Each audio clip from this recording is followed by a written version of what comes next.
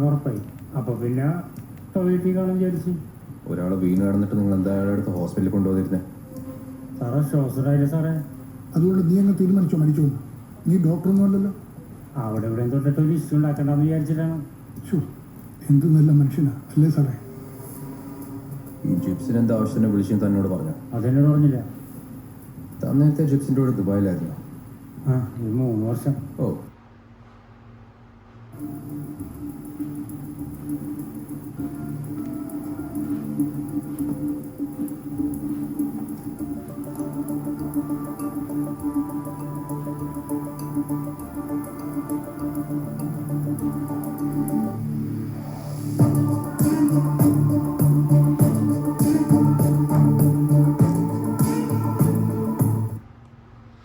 ഒരു മലയാളം അടിപൊളി thriller movie കണ്ടാലോ ഇന്ന്? ഒരു രക്ഷയില്ല.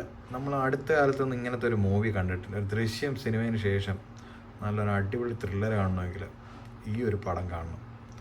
ഇതിൻ്റെ പേരാണ് ഗോളം.